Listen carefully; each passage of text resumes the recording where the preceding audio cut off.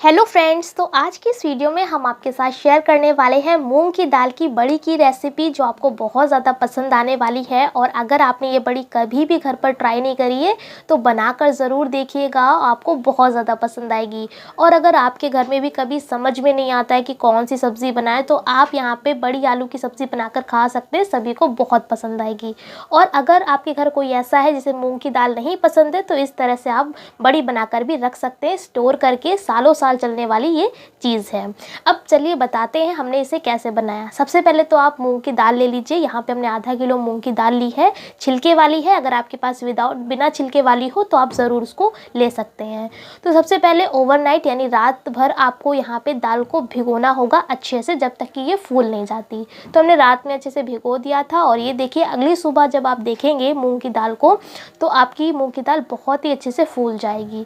अगर आप दिन में भिगोना चाहते हैं तो दिन में भिगो दीजिए, और फिर रात तक तो आपको इंतज़ार करना ही पड़ेगा, तब तक जब तक आपकी मूंग की दाल भीग नहीं जाती। उसके बाद हमारी छिलके वाली दाल थी, तो हमने इस दाल को अच्छे से वॉश कर लिया है और सभी छिलकों को हटा दिया है। अगर आप बिना छिलके वाली दाल लेंगे तो नॉर्मली आपको वॉश करके इसको पीस लेना है। तो यहाँ पे हमने मूंग की दाल अच्छे से प्रॉपर पीस भी ली है।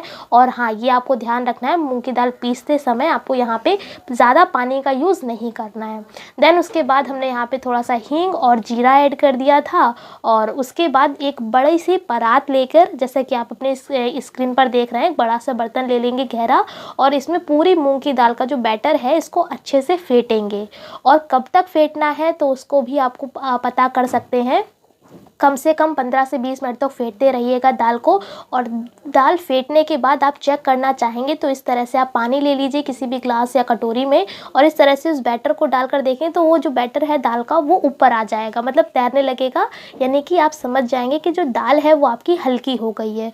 तो यहीं इसी स्टेज तक आपको इस दाल को फेंटना पड़ेगा। अगर आपके साथ ऐसा नहीं हो रहा है तो दाल थोड़ी देर तक और फेंटते रहिए, और अगर जब आपकी दाल हल्की हो जाए तब आप समझ जाएंगे कि हमारी दाल अच्छे से फिट चुकी है।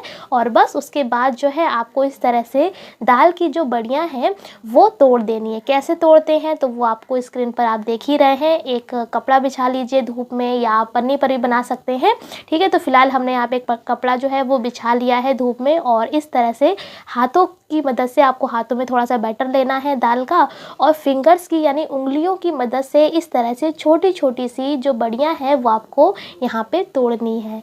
अब अगर आप पहली बार इसे बना रहे हैं तो स्क्रीन पर ध्यान से देखिए कि किस तरह से यहाँ पे बड़ियों को तोड़ा जा रहा है। जैसे ही आप इस तरह से प्रॉपर फॉलो करेंगे तो आपकी बहुत ही अच्छी बड़ियाँ बनकर रेडी होंगी। और ये लीजिए, फटाफट से जो है हमने पूरी दाल की जो बड़ियाँ हैं वो तोड़ ली हैं, जैसा कि आप अपने स्क्रीन पर देख ही रहे हैं। और आपको फिर इसे अच्छी सी तेज़ धूप में इसे सुखाना होगा। ये जो बड़ियाँ हैं ज़्यादा धूप मांगती हैं, तो आप लगभग अगर 2 दिन में नहीं सूख रही हैं तो आप तीसरे दिन भी इसे धूप में डाल सकते हैं।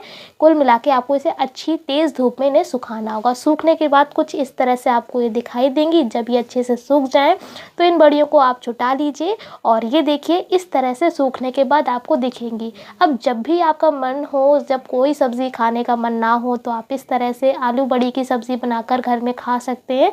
सभी को बहुत पसंद आएगी और सालों साल चलने वाली चीज़ है। आप स्टोर करके रख लीजिए और कभी भी बड़ियाँ ख़राब नहीं होती हैं। बस आपको इन बड़ियों को बनाते वक्त ये याद रखना है कि दाल आपकी बहुत अच्छे से फिटी होनी चाहिए, और इस तरह से आप स्टोर करके दाल की बड़ियों को रख सकते हैं।